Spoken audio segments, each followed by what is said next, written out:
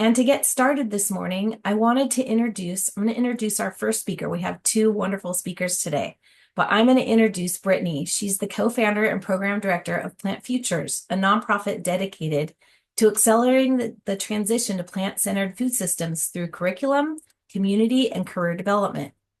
In addition, Brittany also serves as a lecturer at UC Berkeley's Haas School of Business and School of Public Health, where she instructs two applied learning courses for Plant Futures. I'm going to hand it over to Brittany. Thank you so much, Julie, and thank you everyone for being here. All right, I'm going to try your fancy screen sharing trick, and hopefully it works. We just tested this out, and I've never done it before, so bear with me. All right. Is it showing? Great. All right. Well, thank you everyone for tuning in today, whatever time it may be for you. I'm actually in Hawaii right now, so also bear with me if I am a little sleepy because it is quite early here. So what is Plant Futures? At Plant Futures, we are hoping to accelerate the transition to a plant-centric food system. And the main way that we do this is by equipping students to become the next generation of ethical leaders, system thinkers, and effective advocates for a plant-centric future for our planet, people, and animals. So as Julie mentioned, we aim to do this through 3 different initiatives. The main one that I will be speaking about today is through our curriculum. We also do this through community and career development. And so we have some level of curriculum or programming at around a little over 90 universities now, which is incredibly exciting to see that this type of learning is actually being recognized at the university level and is being implemented for the benefit of students and, of course, for the benefit of our planet. And so a little about me. I come from a family of cattle ranchers and hunters on both of my parents' side. This is actually the old Sartor ranch right there where there was cattle. I am a crazy cat lady. Pictured here is my 22-pound cat, Steph Curry, who is a little bit of a chunker, but he's also just a very, very, very large cat. And so I have 4 kitties right now and mini colony kitties that I feed as well. I have firsthand experience with food insecurity, which also really interests me in this space. When I was in my youth, I experienced some homelessness with my family, and seeing that firsthand really made me understand the importance of plant-based food. When you are unhoused, you often don't have access to electricity, which means that, cheese and meat aren't really viable options. And so I've done a lot of work in this space as well, and just realized that in terms of efficiency, growing and feeding people plants is a much easier way to feed our population. And essentially, I am the program director at Plant Futures, and if you're interested in ever adopting any of our curriculum or want to do a similar curriculum and want my assistance, I am always happy to assist in the course adoption and adaptation process. And so why this work matters. I'm assuming if you're here today, you already probably know why this work matters. But simply put, we eat a lot of food. And our eating habits affect much more than just our bodies. They have enormous influence on the planet, the animals, and the fairness of our food systems. And so that is why we started Plant Futures. In 2021 at UC Berkeley, me and Samantha Derrick both had similar ideas for a course within our program. I was studying at the School of Business and she was getting her graduate degree at the School of Public Health. And we were both kind of disappointed that even at Berkeley, they were not speaking about plant-based or sustainable foods really in any kind of meaningful way. And so we ended up developing 2 courses that we wish that we personally had. These courses ended up being enormously popular from the get-go. We actually had over 500 students sign up for one of them that didn't have until we had to cap it. And we had countless other students from other universities asking how they could audit. So this kind of gave us the idea that there was a need for this, there was a desire for this at other universities as well. And so the 2 core courses that we developed were an introductory course and an introductory course and our challenge lab course. And so if you're considering doing these, I want you to think for a second about maybe which is best for your university. The Plant Futures Challenge Lab course is a little bit more intense and is usually recommended for students that maybe already have an understanding of the why we need to shift towards more plant-based and sustainable food systems. And so traditionally, it is offered for undergraduate through PhD students and from diverse disciplines. I think we've had about 55 different majors come through in the various places where it's offered. And they collaborate with selected partners on projects. And so those are 14-week projects. They're more intense. We support them with workshops and various things like that that support their learning. And so while we do go over the various things of food systems, it's more of a light touch on that and more skill building for supporting the students in what maybe they would need to enter the space and be successful in the space post-graduation. And so the introductory course is more focused on the, really introducing students to these topics and sharing the why as well. But along with that, they are both applied learning courses. And so each does cover key food systems content. The Challenge Lab just offers some additional training and a little bit more of a focus of skills like project management, data analysis, and communication.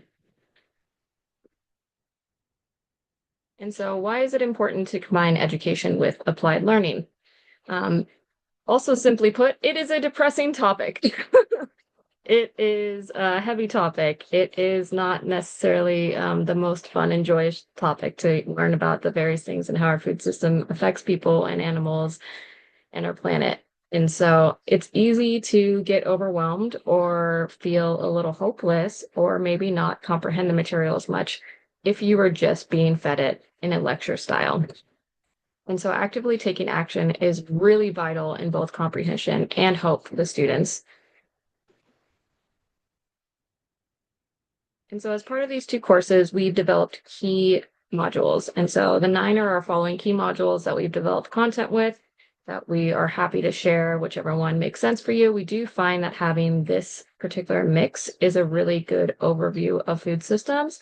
And so climate and environment, health and nutrition, animal welfare, social impacts, innovation, policy and law, behavioral change, media, and plant-based cooking. Plant-based cooking is one where students really don't learn how to cook anymore, whether it be plant-based or not. And so that's actually one of our most popular modules, and students really have fun with it. But of course, all the others too all play such a key role in our food systems. And so we're really lucky to have experts from each of these that have provided us with short recorded videos that the students have access to. We also, of course, have guided discussions and workshops that we can share with you for different prompts and whatnot so that the students stay engaged throughout. And so we've worked with a lot of professional partners. We've been lucky to work with Switch for Good and Better Food Foundation before on several projects, which is so wonderful. We've worked with a lot of nonprofits, a lot of smaller startups in the space, some larger startups in the space, some farms, a wide variety of different partners. And so some of those projects, they look really different because we have students from different backgrounds. They can really take on anything related to the food system. And so we've helped transform dining halls in the course. We've advanced vital policy work, working with different folks that government agencies. We've supported farm transition projects. The students have helped reformulate vegan cheese for a major company to make it be more creamy. They've also, with Plant-Based Food Association, they developed an industry report to help ingredient suppliers adjust their practices to actually know what novel proteins folks were using so that there wasn't kind of that lull. I'm not sure if any of you remember, like Follow Your Heart egg. They had to switch their switch their formula a little bit through because they just couldn't scale. And so doing this work in all these variety of ways, it really helps support the small nonprofits, the small startups that are struggling as well, and provide students, of course, with very applicable hands-on learning.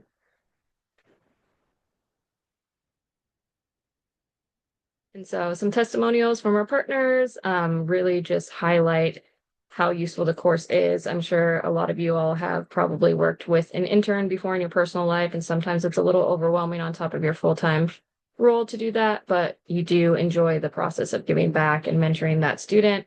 And so our course, we really see it as someone that can help kind of moderate and oversee that. And so that there's a little less work on the mentor. They get the benefits of it. And of course, the students have fantastic outcomes from it as well.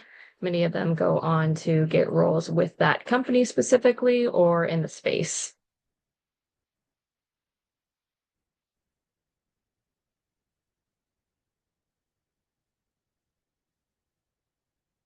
And so course approval, how do you get a course like this approved? It's a tricky question and it's a little different at every university. But most important is figure out where is their interest, where is their support. And so we've had it approved in a variety of different departments. And so it might fit well in the School of Public Health, it might fit well in business, it might fit well in the public policy department. Um, it's great when it can be cross-listed, but that's not always possible from the get-go. And so figure out where's their interest. You already have some kind of connection with a certain department. Where is their support? How might you be able to get this approved? And so something that I find really useful when trying to bring the curriculum to campus is to emphasize the benefits. As many of you probably know, university ratings are closely tied to job securement post-grad. It's one of those things that helps them get a higher rating. And so this course is really instrumental in helping students find work and find internships and full-time roles immediately after graduation, which is something that's incredibly important to universities. And so that's always useful to mention. And then, of course, many universities are also very interested in sustainability. They're very interested in maybe how their business students can learn more about public health or how they can learn more about public policy. And so by emphasizing the cross collaboration and multidisciplinary approach of it, that's also something that seems to really be effective when getting these things approved. And then language matters as well. I think that it's always you have to be a little bit careful to not be labeled as an advocacy class. I think that probably everyone here today is a little bit of an advocate for this and very passionate about it. But sometimes the university might see something and think, oh, you're talking about animal welfare, you're an advocate, or environment, you're just doing it like an advocacy class. And so you want to make sure that it's clear that it's a very systemic approach and that you're not just going into it for advocacy purposes, but to really educate students. It's important to know when to use plant-based versus plant-centered. Some universities are really, really open to having something be labeled plant-based because they know that this is a growing industry. It's an exciting one. They look at it as innovative. They have absolutely zero issue with it. And some universities are like, don't mention plant-based. And so kind of you probably have a feel for that yourself. I encourage you, even if you label it plant-centered, of course, the topics can be related to plant-based food systems and kind of those reasons why.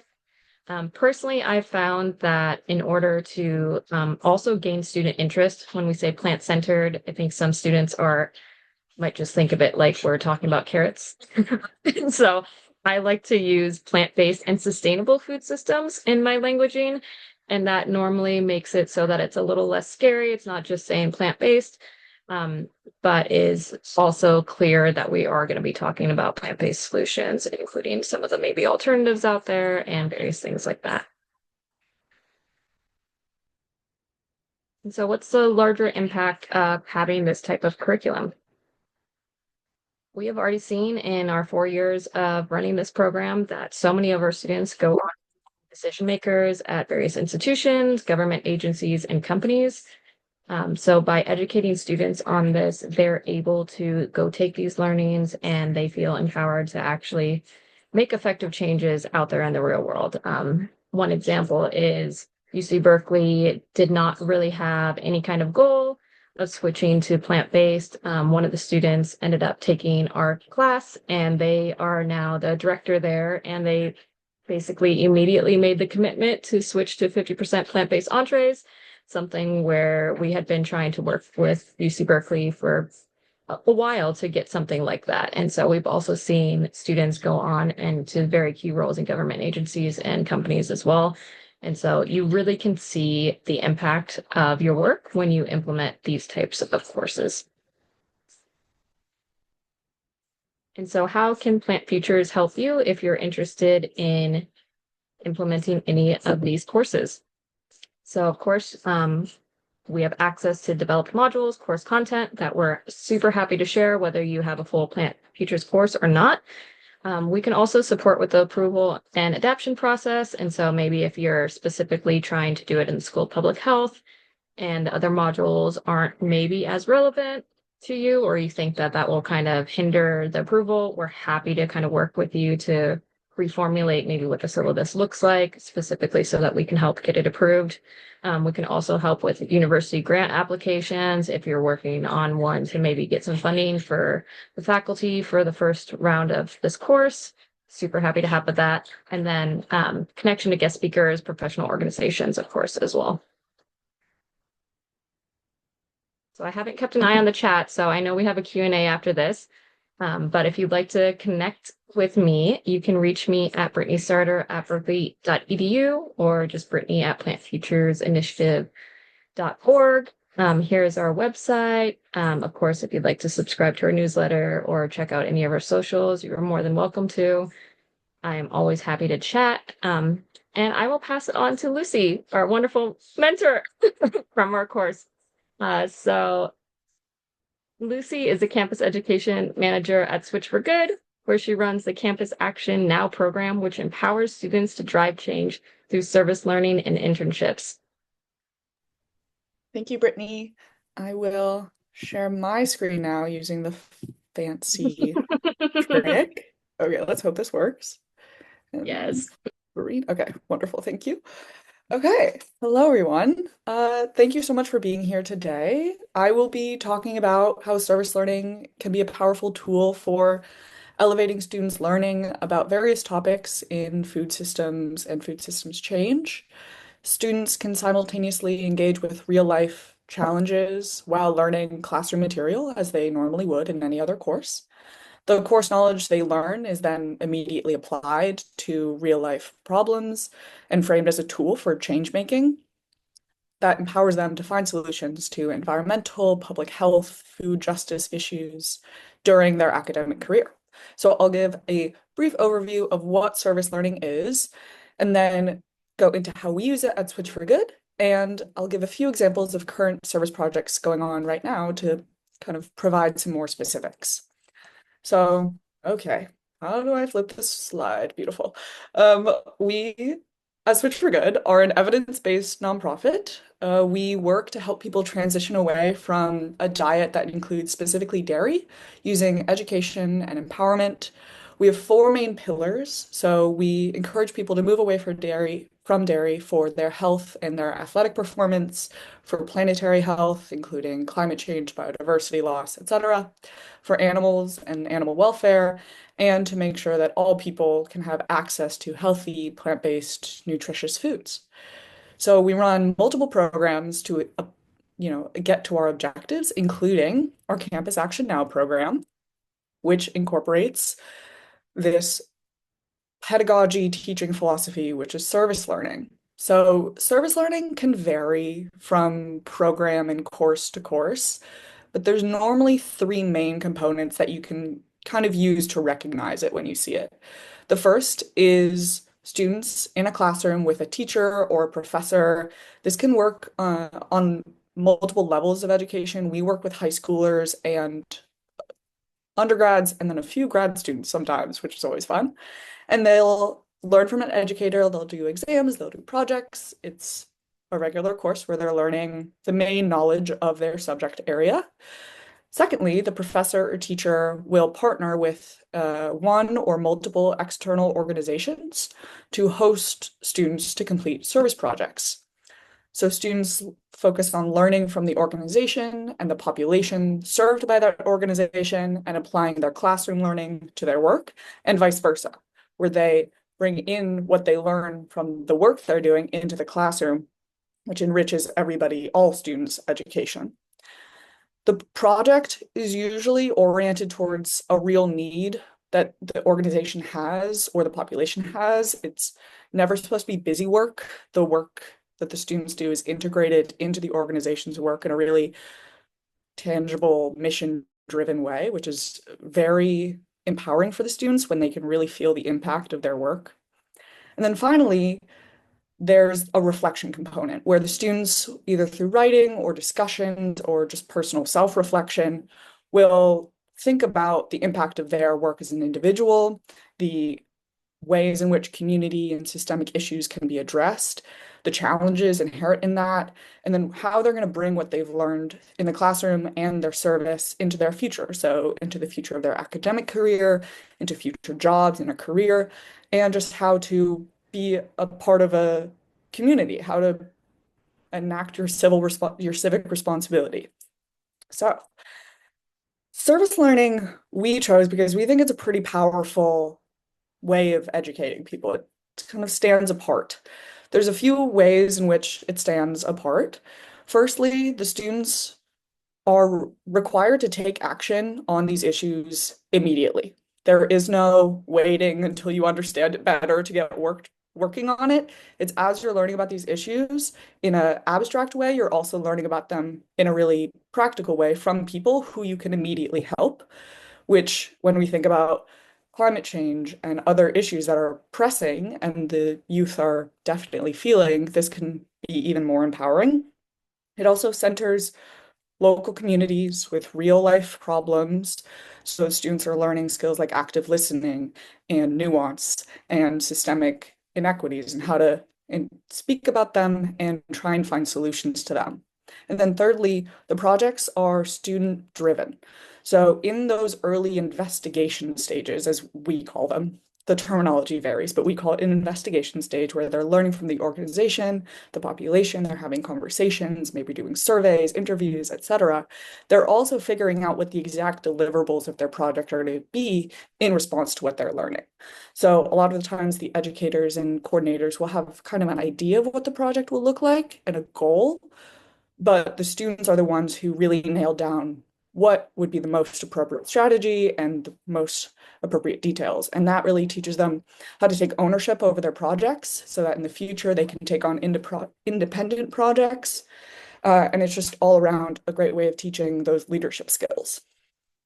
So Campus Action Hours, our program through which we do our service learning, has 4 pillars. We like 4 sets of 4 pillars, that's which we're good. And these are the 4 pillars of this program that kind of drive and highlight the purpose of the program. So first is understanding your community. So that investigation stage that carries on throughout. There's like a stage for it, but it never really ends.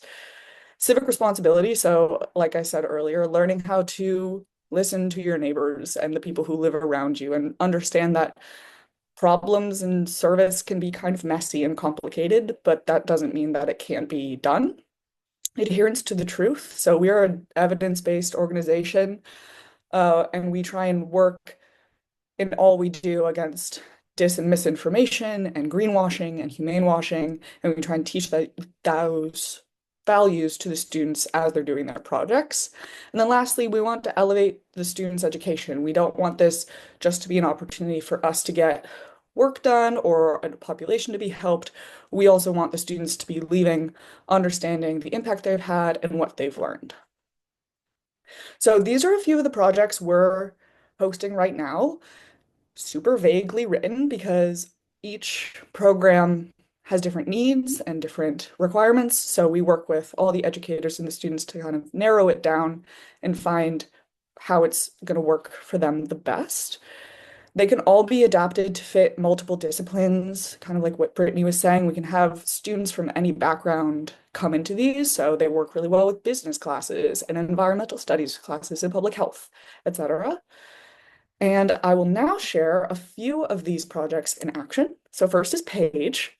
Paige goes to the University of Missouri, and she's doing a practical recipes project. So she did some interviews with her peers about what makes it harder for them to cook plant-based meals at home. So she learned about, the affordability issues, et cetera, the accessibility issues. And she's now making recipes and filming videos of them, which is where these stills come from, of the recipes to be shared with her community.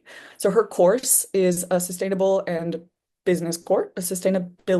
business course that emphasizes critical thinking, ethical business practices, innovation. And she also expressed interest in learning more from her peers and how to get good information out of her peers. And we thought this project worked great for her.